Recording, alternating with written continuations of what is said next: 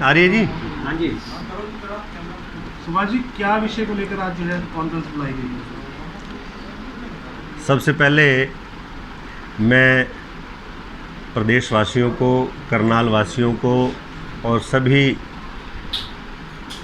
Electronic media के छायाकार, पत्रकार, सभी साथियों को जो कल देश का 2020 स्वच्छता सर्वेक्षण 2020 का परिणाम आया है, उसके लिए आप सबको, विशेषकर करनाल वासियों को बहुत बहुत बधाई और शुभकामनाएं देने के लिए आज हमने ये पत्रकार वार्ता जो है आयोजित की है। इसका विषय आप सबके ध्यान में है ही कि कल देश का स्वच्छता सर्वेक्षण 2020 उसका परिणाम रहा और उस परिणाम में हमारा जो प्रदेश है, देश भर के ऐसे प्रदेश जहां 100 से कम नगर पालिकाएँ हैं, उन सब नगर पालिकाओं, उन सब प्रदेशों में हमारे प्रदेश का शहरी क्षेत्र के अंदर, शहरी सर्वेक्षण के अंदर दूसरा स्थान रहा है। और करनाल की यदि हम बात करें तो करनाल गत वर्ष 24वें रैंक पर था और इस बार उसका जो रैंक है वो जंप करके 17वां हुआ है। लेकिन हम अभी इस रैंक से या इस सम्मान से संतुष्ट नहीं हैं। हमारा ये लक्ष्य है कि हम पहले पाँच स्थानों में, देशों में, राज्यों में और शहरों में हमारे करनाल का नाम हो, तो इसके लिए हम दिन रात प्रयत्नशील हैं और प्रयास जब तक करते रहेंगे जब तक हमें वो हमारा मान सम्मान प्राप्त नहीं हो जाता।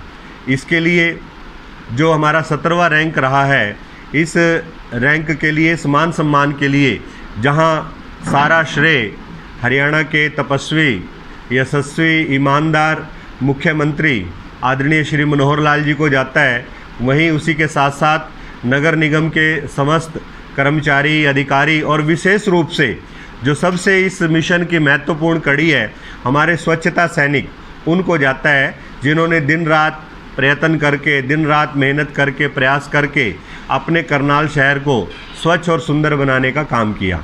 इसी के साथ साथ करनाल वासियों का भी अहम योगदान और अहम भूमिका इस सम्मान के अंदर रही है। उनको भी मैं बहुत बहुत बधाई और शुभकामनाएं देना चाहूँगा, अपनी ओर से भी, माननीय मुख्यमंत्री जी की ओर से भी और हरियाणा सरकार की ओर से भी।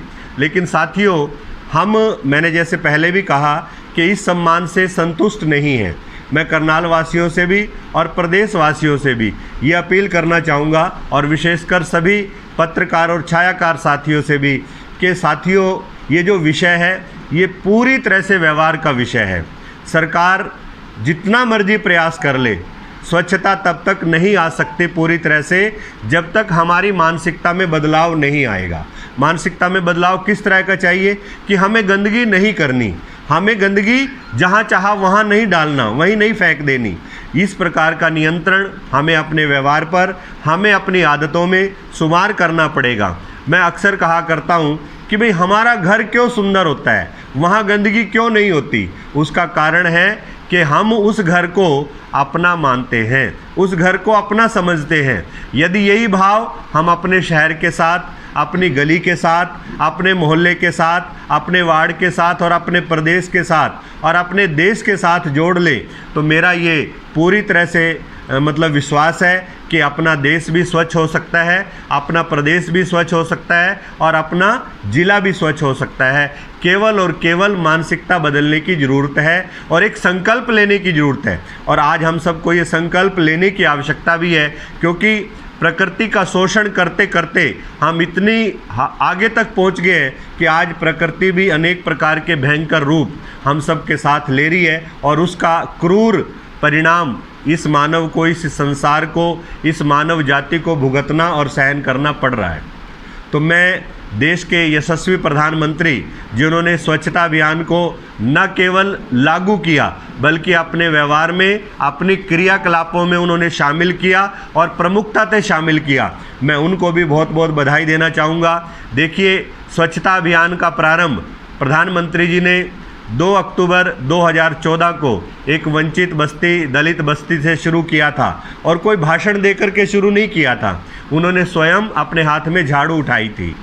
ठीक उसी प्रकार से जब कुंभ का मेला लगा, कुंभ के मेले में स्वच्छता के नाते से जिन स्वच्छता सैनिकों ने, सफाई कर्मियों ने दिन रात एक करके काम किया, वहाँ की स्वच्छता की व्यवस्था बनाई, उनके पैर धो करके एक उदाहरण देने का काम हमारे प्रधानमंत्री जी ने किया। अभी ठीक 20 तारीख को एक कार्यक्रम देश के जो हमारे रैग पिकर हैं, जो यानी कूड़ा बीनने वाले हमारे भाई बंधु हैं, उनको भी मान सम्मान देने का काम प्रधानमंत्री जी ने करना था, लेकिन वो किसी कारण से नहीं हुआ। लेकिन फिर भी हमारे जो शहरी ग्रामीण मंत्रालय के मंत्री हैं सरदार हरदीप सिंह पुरी जी, उन्होंने उन सब से बात की और ऐसे सब साथियों का मान सम्मान बढ़ाने का काम किया। तो मेरा ये भाव है कि स्वच्छता जो है केवल सरकार का विषय, केवल एक वर्ग समुदाय का विषय नहीं है, ये सामूहिक विषय है, ये समरसता का, समानता का विषय है। और इस विषय को लेकर के समाज की भागीदारी जब तक तय नहीं होगी, जब तक हम सब की भागीदारी तय नहीं होगी, तब तक परिवर्तन और बदलाव आने वाला नहीं है। पत्रकार साथी अभी एक बात कर रहे थे कि क्या हम इस परिणाम से संतुष्ट हैं, लेकिन शहर में तो अभी भी गंदगी है। गंदगी तो जब तक ख़त्म नहीं हो सकती, जब तक करनाल वासी, शहरवासी ये संकल्प नहीं लेंगे कि मुझे गंदगी नहीं करनी, मुझे गंदगी नहीं फेंकनी, तब तक बदलाव आने वाला नहीं है। मैं यही अपील करूंगा कि माननीय मुख्यमंत्री जी इस विषय के लिए बेहद गंभीर हैं, बेहद संवेदनशील हैं। अनेक प्रकार के कार्यक्रम स्वच्छता को लेकर के जैसे प्रधानमंत्री जी देश भर में करते हैं, ऐसे ही हमारे प्रदेश भर में माननीय मुख्यमंत्री जी की प्रेरणा, उनके मार्गदर्शन में जन जागरण के अनेक प्रकार के कार्यक्रम, जन आंदोलन प्रकार के कार्यक्रम स्वच्छता अभियान के नाते से चल रहे हैं और चलते रहेंगे। और जब तक हम लोग चैन से बैठने वाले नहीं हैं कि हमारा प्रदेश देश का एक आदर्श मॉडल नहीं बनेगा, जब तक हम निरंतर माननीय मुख्यमंत्री जी की प्रेरणा, उनके आशीर्वाद से और जनता के सहयोग से इस विषय को लेकर के निरंतर लगे रहेंगे। सुभाष जी, 20 अगस्त को एक कार्यक्रम किया गया, 2 लोगों की प्रधानमंत्री जी से बात होनी थी, वो नहीं हो पाई। इस सारे कार्यक्रम की जो DPRO से जो मैसेज आया कि कहीं पोल ना खुल जाए सरकार की, DPRO से मैसेज आता है कि आप वहाँ नहीं जा सकते, मीडिया पर बैन था टोटल कि हम अब फोटो देंगे, क्योंकि जो कूड़ा बीनने वाले 2 लोग हैं, इसकी वो तस्वीर पहली बार उनकी ड्रेस की देखी गई है 6 सालों में या पिछले कई सालों से। तो मीडिया को क्यों दूर रखा गया, क्यों ये मैसेज दिया गया पोल ना खुल जाए सरकार की? नहीं, ऐसा नहीं है कि पोल ना खुल जाए, एक सार्वजनिक कार्यक्रम था और ये सारी व्यवस्था PMO से जुड़ी हुई है, प्रधानमंत्री कार्यालय से जुड़ी हुई है। मेरे पास स्वच्छता अभियान का दायित्व है, मुझे भी वहाँ जाने का प्रवेश अनुमति नहीं थी। ऐसे ही हमारे सांसद महोदय, उन्होंने भी बात की तो उन्होंने भी वहाँ जाने का, उनको भी अनुमति नहीं थी। कारण क्या है कि जो भी व्यवस्था होती है वो PMO से होती है, हरियाणा सरकार या यहाँ के प्रशासन का इसमें कोई इस प्रकार का भूमिका और इस प्रकार का रोल नहीं रहता। जहाँ तक आपने बात करी कि पोल खुल जाए, वो तो एक कार्यक्रम था, सामान्य सार्वजनिक कार्यक्रम था, उसकी क्या पोल खुलनी है कि वहाँ ठीक है, मैं मानता हूँ कि अनेक प्रकार की कमियां, अनेक प्रकार की खामियां हमें इस मिशन के अंदर अभी भी नज़र आती है। लेकिन यदि इसी को ही हम सकारात्मक सोच रख कर के काम करेंगे तो हमें बहुत सारे बदलाव भी नज़र आएंगे। लेकिन हमें भी बदलाव पे ध्यान देने की आवश्यकता है और मैं आप सब से ये आग्रह करूँगा कि आप भी इस विषय को लेकर के कम से कम सकारात्मक मानसिकता की पत्रकारिता करेंगे तो एक बहुत बड़ा बदलाव आएगा और वो समाज हित का निर्णय भी होगा। तो हमारा 17 नंबर अब की बार आया जी, अगर पिछले आंकड़े अगर बताएंगे लोगों को, पिछले आंकड़े क्या थे, हम बढ़ रहे हैं या घट रहे हैं? निश्चित रूप से बढ़ रहे हैं। जैसे मैंने आपको बताया कि हमारा पिछली बार 24वां रैंक था और इस बार हमारा 17वां रैंक रहा है। मैंने तो पहले ही कहा है कि हम इस 17वें रैंक से भी खुश नहीं हैं और हमें बहुत ज़्यादा हर्षित होने की आवश्यकता भी नहीं है। लेकिन ये है कि इस प्रकार के जो परिणाम हैं हमें दिन प्रतिदिन एक उत्साह देने का हौसला देने का काम करते हैं। अभी कुछ साथी ये बात भी कर रहे थे कि शहर में तो इतनी गंदगी है, ये परिणाम कैसे आ जाते हैं, कौन परिणाम देने वाला है। तो आपकी जानकारी के लिए मैं बता देता हूँ कि ये परिणाम ना तो स्टेट की एजेंसी करती है, ना कोई करनाल की एजेंसी करती है, ये थर्ड पार्टी एजेंसी सर्वे होता है और जो गवर्नमेंट ऑफ इंडिया है उसकी टीम आकर के सर्वे करती है और उसमें अनेक प्रकार के पॉइंट, पैमाना उन्होंने तय किया हुआ है। उस पैमाने के हिसाब से पूरे शहर का सर्वे होता है, निरीक्षण होता है और उसके बाद जाकर के इस प्रकार का पैमाना मूल्यांकन जो है वो बनता है। सुभाष जी, आपने कहा कि टीम एक आती है, तो आप स्वच्छ भारत मिशन के वाइस चेयरमैन हैं, बताएंगे कि टीम कब आई थी और सर्वे कब हो गया था?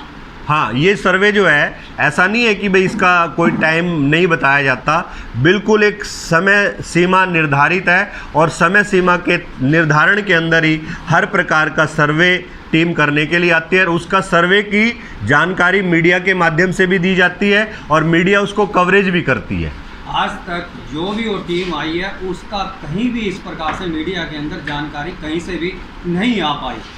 नहीं, जानकारी रही है। मैं नगर निगम के अधिकारियों के बिहाफ पे भी और डीपीआरओ के भी बिहाफ पे भी ये बात आपको कह सकता हूँ कि जब भी जितनी बार भी हमारे सर्वे हुए हैं 2017 से लेकर के अब तक सभी सर्वों को ओपन किया गया है, सभी सर्वों को जनता के सामने रखा गया है और जनता की भागीदारी भी तय की गई है। ऐसा नहीं है कि केवल बंद कमरे में बैठ करके सर्वे हो जाते हैं और उसके परिणाम आ जाते हैं, ऐसा नहीं है। आपने अभी बोला कि मीडिया में सार्वजनिक की जाती है उसके आने की टीम की सारी जानकारी, लेकिन यहाँ सभी मीडिया आपके सामने है। अभी हमारे साथी ने भी ये बोला कि कब कब वो रिपोर्ट जो सार्वजनिक हुई, ऐसा शायद हमें किसी को भी ध्यान नहीं पड़ता कि वो सार्वजनिक हुई। हो सकता है कि आप जैसे कह रहे हो नगर निगम के अंदर सार्वजनिक हुई, कागजों में हुई हो। नहीं, कागजों में नहीं, इसके बाकायदा कार्यक्रम तय होते हैं और कार्यक्रम किए भी जाते हैं। अब जैसे मैं आपको एक एग्जाम्पल उदाहरण देना चाहता हूँ कि इसमें एक अंक जो है समाज की भागीदारी कितनी है और किस प्रकार के जागरूकता के कार्यक्रम आप करते हैं। तो नगर निगम ने अनेक प्रकार के कार्यक्रम स्वच्छता सर्वेक्षण को लेकर के वो शहर में की और पब्लिक भागीदारी उस कार्यक्रमों में रही है और उसी हिसाब से ये परिणाम हमारे आते हैं। सर एक आपने एक सब्जी मंडी में जो एक औचक निरीक्षण किया था जो है शौचालय को लेकर, आज भी व्यवस्था दुरुस्त नहीं है, क्या कहना चाहिए? क्योंकि आपने नोटिस भी कर दिया था वहाँ पे। बिल्कुल, नोटिस के बाद भी मैंने अगला एक कदम और आगे बढ़ाया है और आप जब वहाँ पर अपना कवरेज करने के लिए गए थे तो मैं आपसे ये आग्रह करूँगा कि पूरा पक्ष उस कवरेज में रखें, क्योंकि जो वहाँ अधिकारी ड्यूटी पर है उसका भी वर्जन यदि आप लेते तो बहुत अच्छा संदेश उसमें जाना था भाई किस कारण से कमी है। और जहाँ तक आपने बात की कि मैंने उसको नोटिस किया है, नोटिस से अगला एक स्टेप और मैंने उसको जारी कर दिया है। मैंने उनको कहा है कि हमने जो आपको नोटिस दिया था आपकी ओर से उसका कोई जवाब नहीं आया और डीसी करनाल और उनके जो CA chief administrator market board उनको भी हमने एक पत्र लिखा है कि क्यों ना ऐसे अधिकारी के खिलाफ भी जो इस प्रकार की नेग्लिजेंसी इस पब्लिक कार्यक्रम के तहत करते हैं, तो इस प्रकार का क्यों ना एक कड़ा संज्ञान लेकर के इसके खिलाफ कानूनी कार्रवाई जो बनती है वो की जाए और उसका पत्र हमने उनको लिख दिया है। परसों ही पत्र हमने लिखा है। सर, जितने भी गलियों में सफाई कर्मचारी घूमते हैं, जिस प्रकार अभी कार्यक्रम चला उसमें देखा गया था उनको प्रॉपर वैसे उनको सब किट प्रोवाइड करें, क्या जो गलियों में सफाई कर्मचारी उनको क्यों नहीं जो है किट प्रोवाइड करवाई जाती? ऐसा है, आपकी बात बिल्कुल ठीक है। कल भी मैंने शहर का दौरा किया तो जो अपने सीवर मैन हैं, हालांकि उनको पूरी हिदायत है कि वो सीवर में नहीं उतरेंगे, मशीनी सारा काम होगा, लेकिन फिर भी मैं कल अपना मौके पर था, मैंने ही वहाँ सीवरमैन से बात की कि भाई आपने मास्क क्यों नहीं लगाया हुआ है, आपने ग्लव्स क्यों नहीं पहने हुए हैं। देखिए, प्रशासन की ओर से हर प्रकार की सुविधा कर्मचारियों को मिलती है और समय समय पर उसको चेक भी किया जाता है, लेकिन कई बार जो ढिलाई है वो कर्मचारियों की ओर से ही होती है। वही अपने स्वास्थ्य की चिंता ना करते हुए और इस प्रकार की लापरवाही करते हैं। हाँ, यदि इस प्रकार की खामी कहीं है कि भाई उनको समुचित उपकरण नहीं दिए जाते जीवन सुरक्षा को लेकर के, तो इस प्रकार की यदि कहीं है कमी तो उस कमी को मैं लेकर के जरूर करनाल नगर निगम के जो हमारे कमिश्नर है उनसे बात करेंगे, जॉइंट कमिश्नर है उनसे बात करेंगे और उनसे बात करके यदि कहीं लगेगा कि लापरवाही है तो तुरंत उनको लागू करने के निर्देश जारी करेंगे।